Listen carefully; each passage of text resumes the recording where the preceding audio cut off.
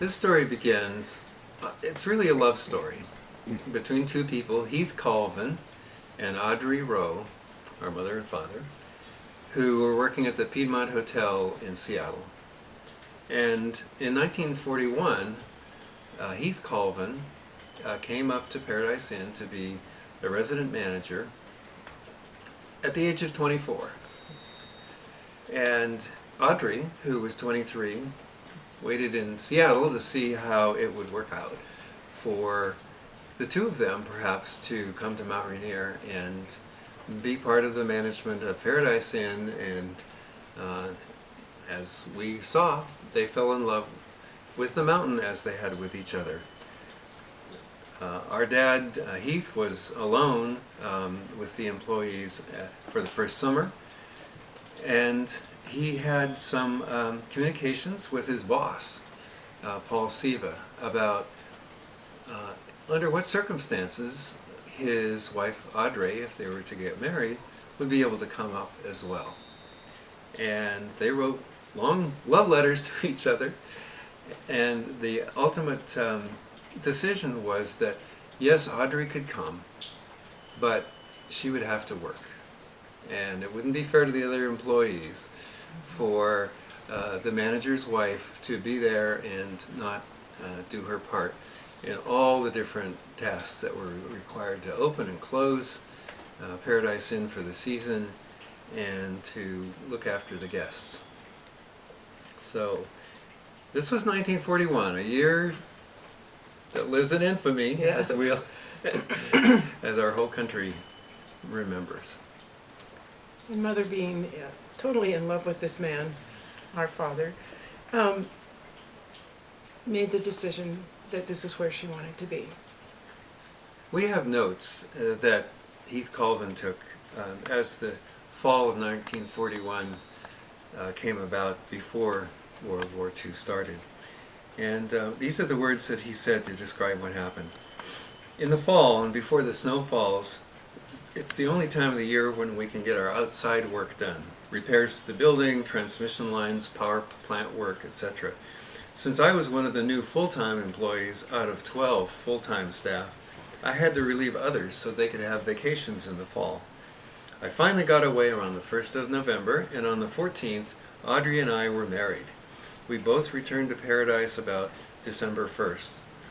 Then, December 7th, the Japanese struck at Pearl Harbor. In half an hour after we got the word of Pearl Harbor, the Paradise Valley was deserted. Suddenly, it was a different ball game. I had already registered for the draft and expected Uncle Sam's greeting. Some of the fellows working with me enlisted into the service, and then there were only 5 of us left. So being snowed in and at Paradise Inn, they had a room that was over the kitchen, and they made that their home. They also found out that my mother found out she needed to learn how to ski, and she did. And they sometimes walked out their window and got their skis on and skied down from the roof. Also, there were times where they had to get supplies up. So my father would ski down to Narada Falls or Longmire and load up on supplies and then snowshoe back up. So these were times where they really had to search their souls for strength and for excitement, and they did just that. One of the exciting things that happened as the spring started to come was there huge snow loads on top of parts of Paradise Inn, particularly the souvenir shop. And the technique for removing that snow was first to cut it into blocks with a cross-cut saw, and then pry up the blocks with a shovel and slide them down on plywood sheets off the edge of the roof into the snow. And this is something you can do when the sun is shining and look like you're almost at the beach. So during the war, Heath Colvin and Audrey Colvin had a military function. They were aircraft spotters posted at Paradise at Mount Rainier, and have here their appointment from the Department of the Interior for the grand sum of $1,400 a year to spot for aircraft and to get on the radio every day at a certain time and give a report as to what they saw and heard with respect to aircraft. So in addition to running Paradise Inn, at the beginning, my mother was in charge of the front desk, and she was a cashier, and later on she also became dining room manager. And we have a photograph of she and my dad at the desk, which is very delightful to us. They had department heads too that they would acknowledge at the beginning of each season by a photograph as well. Other things that came up that had to be done were college interviews and trips to various local universities to get summer help, summer workers. And my dad always wanted to have somebody that had talent, because after every, when the dining room closed, there was a talent show, which was very unique and very special and extraordinary talent. Also, he went on buying trips to the Pueblos and looked for items for the souvenir shop. They took trips back to Ohio to bring coaches back, and they did that twice, bringing a total sum of 4 coaches back. They also had pre-season and post-season things they needed to do, which would include repairs on power lines and changing light bulbs and fun things like that, which were, sometimes we look at the pictures and think they're quite dangerous and don't have any idea how our father managed to do these things. Well, at Paradise it wasn't all work, there was play also. There was the opportunity, as visitors have when they come to the national park, to wander through the meadows, to look in the ponds and reflecting pools, and to enjoy the brief summer in the fields of gorgeous flowers. And there was, right outside Paradise Inn, a reflecting pond. It's not there anymore, but it was always where people wanted to take pictures showing themselves and Paradise Inn behind. We knew it as Paul's Puddle. Paul Siva was the general manager of the Rainier National Park Company, and he actually had a bulldozer run down into the flatland below the inn and create a natural pond for reflective pictures. And we have some beautiful memories of our well-dressed father and his assistant manager, Les Jensen, outside the hotel in the middle of the summer. When I was up here before, several years ago when Paradise Inn opened, I met an old family friend, Lou Whitaker, of the Whitaker twins, Jim and Lou, and he remembered me as the son of Heath Colvin, and he said, "Now that man was a snappy dresser." We also remember Jim and Lou as being our babysitters on occasion when we were down in the house at Longmire. So after several years, it became clear that this couple, Heath and Audrey Colvin, were going to be settled as the manager of Paradise Inn during the summer season and the managers of National Park Inn at Longmire during the rest of the year. And so the general manager, Paul Siva, offered our mother and father the opportunity to live in the log house next to National Park Inn, which is now known as the General Store. Carol, do you have that letter from Paul Siva describing how they would move into this house? And I'll read some parts of it. From October 1st, and you and Audrey can have the cottage clubhouse, and Audrey can keep house for you.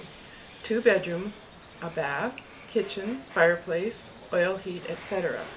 I think you have been in the inland apartment. That would be the house, or the room at Paradise Inn. So now it's time to move on and have a home. Audrey could work on weekends if she wanted to, or not, or all the time. Just write your own ticket. We will have a nice merry job there within the next 3 weeks if you go through Wire Me, if you will consider Longmire managership until June 1st. Then Paradise Inn again. Don't you think you and Audrey would like to play house? Moving into the log house at Longmire gave our parents, Heath and Audrey, the opportunity to have a family after 5 years of marriage. And that's when I was born, March 31st, 1946. And I was brought right into the scene at Mount Rainier. My father, when he wasn't dressed to meet the guests, was dressed in overalls to do the heavy work that had to be done outside. There was outside and inside work at Paradise. It always was. And there was a lot of snow. And of course, when the snow cleared, it was possible to sit out in the sunshine with me and my stroller in the front of Paradise Inn. One of the vehicles that we loved the best at Mount Rainier was what we called the wrecker, the tow truck. And my dad drove the tow truck too when he needed to.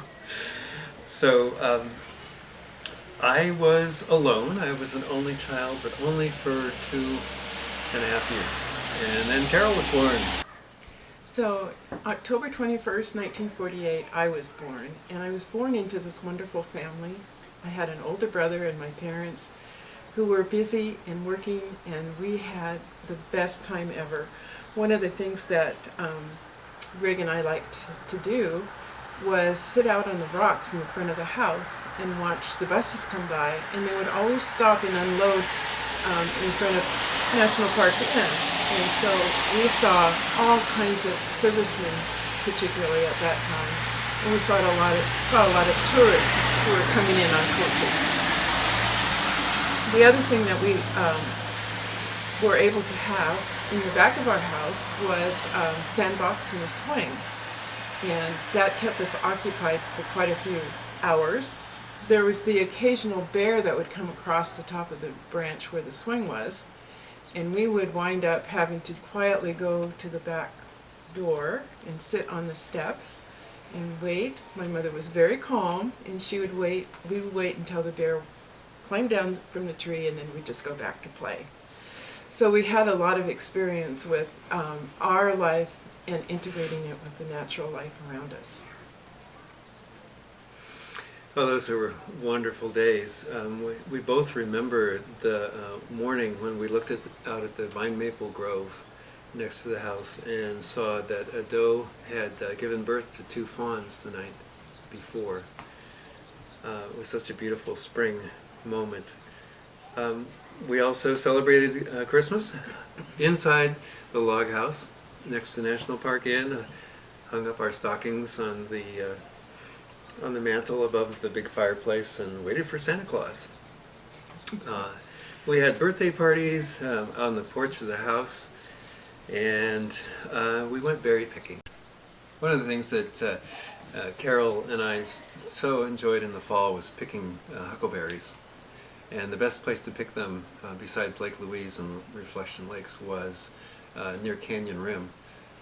That had been an area of a forest fire many generations ago, and it had created the tall timbers that were called the Silver Forest and used for the logs on the interior of Paradise Inn. So we picked both huckleberries and blueberries in this area, and there's an interesting connection to the Native Americans who visited Mount Rainier during the autumn, because they had actually set the fire in order to create huckleberry and blueberry patches. And so we felt such a wonderful connection, not only to the nature and the season, but to the human beings who had come before us to this beautiful place. Well, you might think with just 4 of us in the family at that time that we were still isolated and snowbound practically at Mount Rainier, but in fact, we had a huge extended family during the 40s and 50s that were in some way connected to the operation of the lodges and inns at Paradise. And here's a whole string of us standing in front of the fireplace at Longmire. Carol and I are on the floor there with our cousins, and the adults behind us include not only our mother and our aunts and uncles, but on the far, this is a photograph we treasure in our family. On the far right side of the fireplace, as you look at it, you'll see our grandmother, whose name is Zella Colvin, and her father, whose name was very much connected to Mount Rainier and Paradise Inn, is Frederick Heath, the architect, who designed Paradise Inn in 1916, as well as many other historic buildings in the Seattle-Tacoma area, including Stadium High School, where I took my SAT exam, which is in a famous movie called 10 Things I Hate About You. Oh, yes. Heath Ledger and Julia Stiles. Uh-huh. Anyway, Granddad Heath, we called him, was a pioneer architect who was on the school board and the parks board. He was the school architect in Tacoma, and he also designed buildings on the University of Washington campus where I went to college. And we were fortunate, both Carol and I, to know him. He was born before the Civil War started. And yet I was able to sit on his lap, and he was well into his 90s. He loved to pick pennies out from behind my ear and have me listen to his pocket watch. So we have great memories of this man, and we actually have a couple of photographs that show all 4 generations. One that we treasure was taken at the dining room table in the log house, which is now the general store, with one of those Navajo Indian blankets behind Granddad Heath, and you'll see his daughter Zella, our grandmother, our father Heath Colvin, and his twin sister, who took many of these photographs, whose name was Beth, and then the little kids, Carol, my sister, and me. It's also very interesting to know that the outside maintenance manager was our uncle Blake.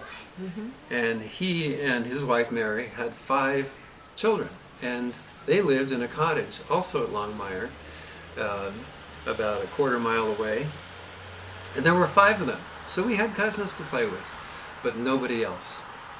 Virtually nobody else. Really? The school was far away. I went to school in Ashford at the kindergarten, and then for Columbia Crest. a year and a half at Columbia Crest, which still exists as a school there. Very long bus ride. At Longmire, there were no stores. I never became much of a consumer or shopper because for the first 8 years of my life, there was no place to go to shop. Our food was brought up by the Rainier National Park Company transport, which was nice. And we had some wonderful trips to Seattle. I can remember Yeah. being in the kindergarten of Frederick and Nelson. Yeah, we love those department stores. Yeah, we twice did. a year.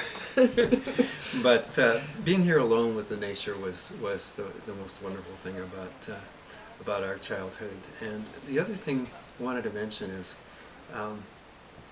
there was a very nice way in which the people of the Rainier National Park Company were referred to by our parents as the employees. And I know it sounds a little off, it's not the modern way to speak of your parents' friends as the employees. But they were wonderful people, and we had hundreds of Christmas cards every year from people who had been employees as college students, and some of our parents' best friends became our friends too, the department heads and so on. So that was a wonderful thing about being part of that community. When we would meet people later in life and say we grew up at Mount Rainier, they'd say, "Oh, your father was a ranger?" We'd say, "No, he was not a ranger, he was a hotel manager." And he was a ranger as well during part of World War II, but the experience of being part of a hotel system was just wonderful. It made you feel like you were in the People's Palace. You know, anyone who wanted to enjoy the national park. And we loved hiking the trails, but not everybody is young enough or old enough or well enough to hike. And so there's this grand hotel that can be loved indoors and outdoors during all these seasons. And we're so lucky to be part of it. So in the fall of 1953, after the season was over, we made a decision to move from the mountain, and it was pretty much based on the fact that we needed school to be a little bit closer to us and some other opportunities that the city life would give us. So the moving van showed up and our belongings went in, and off we went. About a year later, our younger brother was born, Stephen, and in 1954. And it was an exciting new time for us, but I believe for a long time our hearts were still here at the mountain. And then came the year 1962, which had two significant changes that gave us the opportunity to come back to Mount Rainier. 1962 was the year of the Seattle World's Fair, and they expected a huge volume of tourists to be coming. And frankly, they hadn't had someone who has the experience and skill and success with managing Paradise in as much as our father, Heath Colvin, had. And so they asked him to come back in 1962 and offered for him to write his own salary amount. And for the grand total of $1,000 a month for 5 months, he went back to work as the manager at Paradise, while our family stayed in Auburn, where we had moved. There was another significant thing for me personally and for this change. In 1962, I turned 16. I was old enough to drive the car, the flatbed truck, the forklift, and the other piece of equipment and supplies in the masonry builders store that my father had started in Auburn. So I was able to help manage the store while Dad went back to the, as we said, back to the mountain. Back to the mountain. He came down every Wednesday for the Rotary meeting in Auburn, and then went back up. And most weekends we would come up and stay in the hotel, and that way my mother and sister and little brother, younger brother, were able to, as a family, enjoy Mount Rainier for the season. So this was a great time. Carol, do you remember you got to ride a horse? They don't have horses up in Paradise anymore, but No. in the early 60s they did. And Yeah. you got to go horseback trips. They had them ever since we were here. When we were born, they had them because we went on them when we were little kids. But now I'm a teenager, and so is Greg, and our younger brother was able to get on a horse, so we did horseback riding and hiking. We did a lot of outdoor activities. Yeah, my dad was willing to let me climb Mount Rainier when I was 16 also, so I was linked up to the guide service, and at 16 climbed Mount Rainier with the guide, who was Gary Hewlin. He was 19. And also brought many high school friends up with me, and we would visit the ice caves, the Paradise ice caves, before they melted out with global warming. And that was great fun. We started out as the employees at Paradise did by taking big long cardboard tubes, stuffing them with rags, and soaking them in kerosene in order to see inside the ice caves. Mm-hmm. Later on we upgraded to little lamps. This is also a time when our brother Steve and I would do all the hiking and sliding on the snow that we could. He was about 7 or 8 at the time, and certainly old enough to hike all the way to Camp Muir And the other thing we did, um, and we still have a photograph of proof, we invented the snowboard. And here's a picture of Steve holding a snowboard that we built in my father's shop. It was we didn't patent it, and it was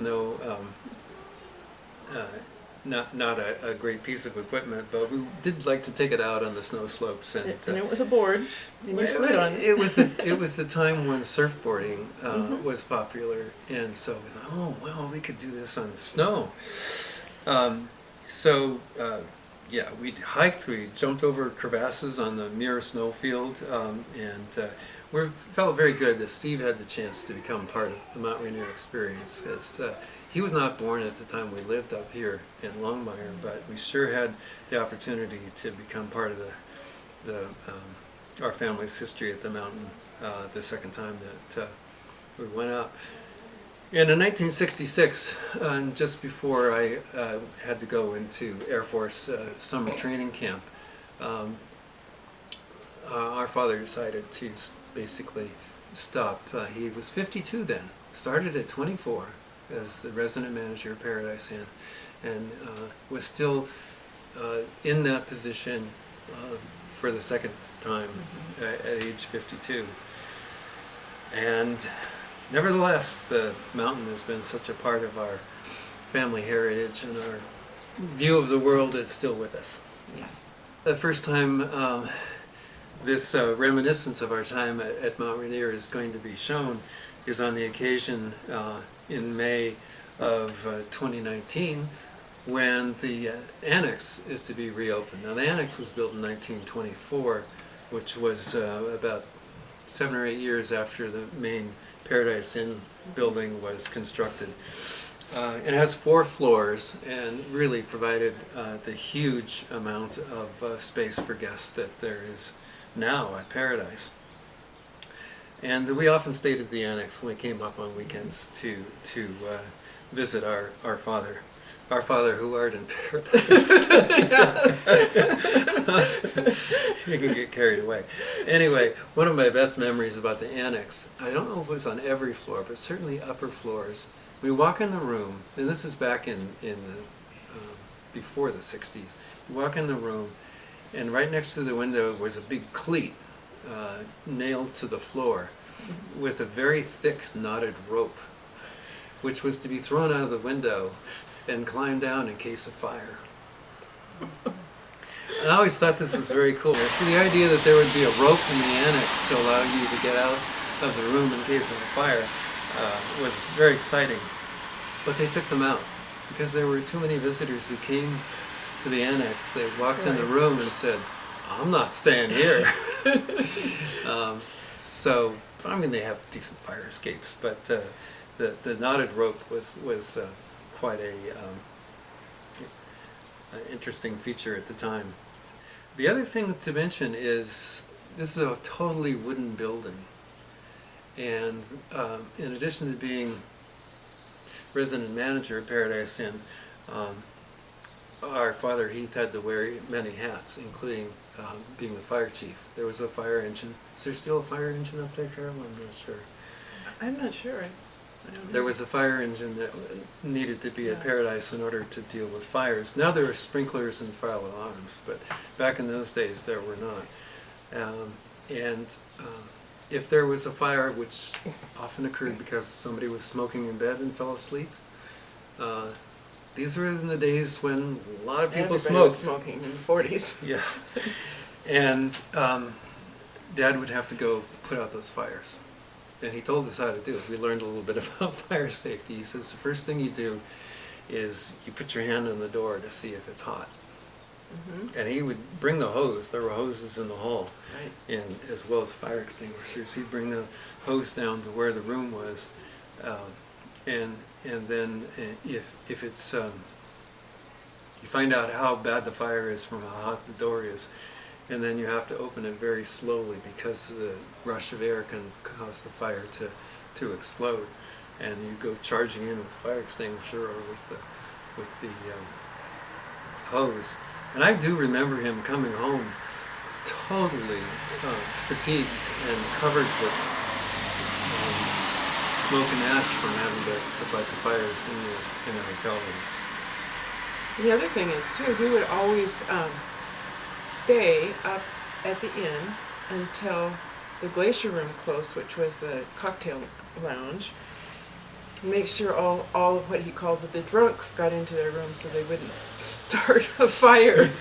But he came down to our house and he'd wake Greg and I up and play with us because that was really his special time with us. And he chased us around the house and around the room, and we had our special daddy time. But after that, it was in bed and up the next morning when the dining room opened. As parents ourselves, we were always aware that what modern parents want is for the kids to sleep through the night. They always love it when the kids sleep through the night. It was a total reverse with our dad coming down from Paradise, because he'd wake us up and Very special memory. play with us. So, there's a couple other stories that are certainly worth telling. One was before we were born. President Harry Truman came to visit Paradise Inn, and he was on his way to San Francisco in 1945 to sign the treaty and address the conference that founded the United Nations. But before he went to San Francisco, where I live now, but as a matter of fact, he came to Mount Rainier with his friend Governor Walgren and visited Paradise Inn, but he came early. He came before the inn was open. So our dad had to hustle, our Uncle Blake had to hustle. So many people who were not cooks, were not maids, were not bellmen, had to pitch in.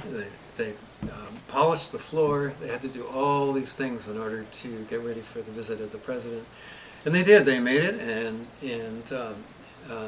he had a wonderful visit there and played the wonderful piano in the lobby, which I think is now sort of called the Truman piano, I think. I think it is too. Yeah. Which calls to mind another story, the Paradise Inn lobby. Yes. Wow. So every night there were talent shows done by the employees, and my father selected people that had talent when he went to the colleges. So we knew there was a good base for having great talent shows. But they always were preceded with the Rangers talking about what they were going to do or had available for the guests to do during the day.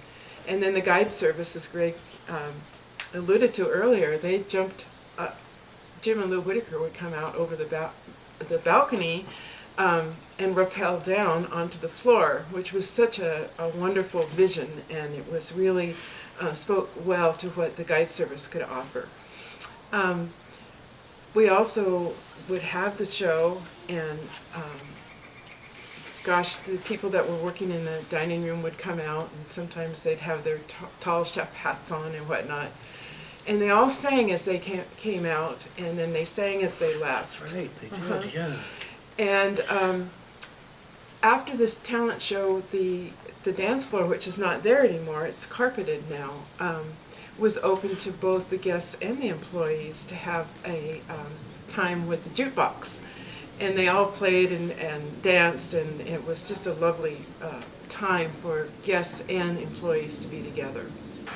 Well, at breakfast this morning, Carol and I were talking about what are the parts of the experience of living and having our parents work at Mount Rainier that stick with us for our whole lives. And certainly as everyone who visits here, whether it's for a day or for much longer, you can't help but be struck by the enormous natural beauty of a national park area that was set aside in its original condition, without logging, without hunting, without mining, without all the things that would have disrupted the natural setting.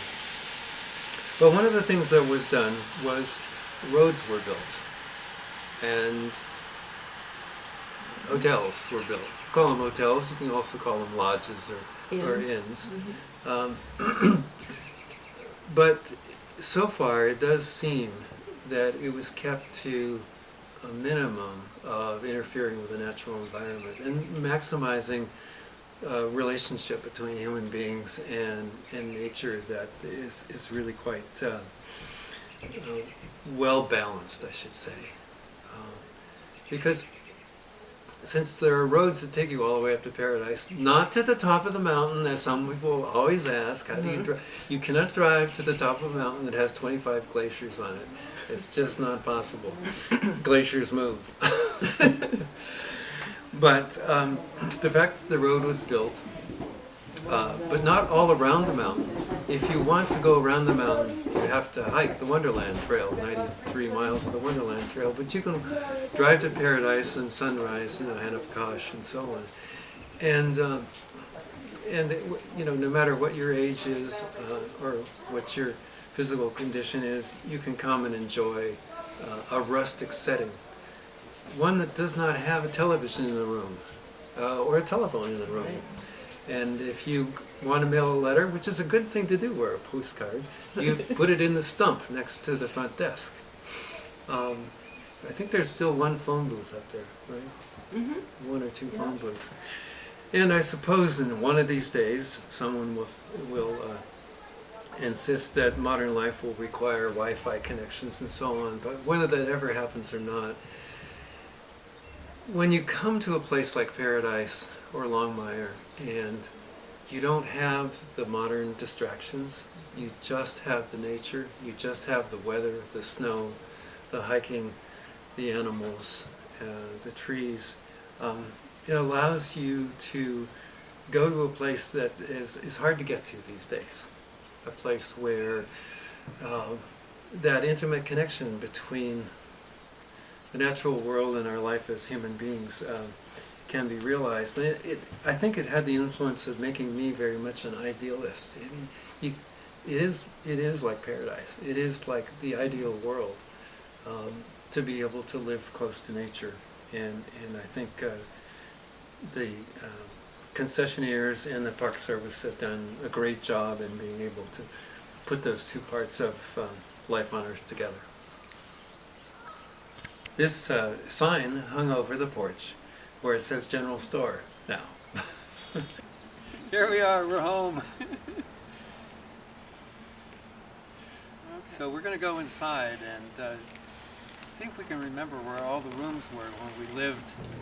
Back here was the dining room. And as you go around, this is where we saw the fawns being born. There. This is a stone fireplace where the family gathered and where we had Christmas. This is also the back door right here out to where we had our sandbox and our swing. Right here. And then this was sort of the main source of heat for our home. We had chairs around, and we also, Greg and I would make camp around the fire. Our mother would warm up our blankets and wrap us in them and then take us to our bedroom, which was right over here. This is our partition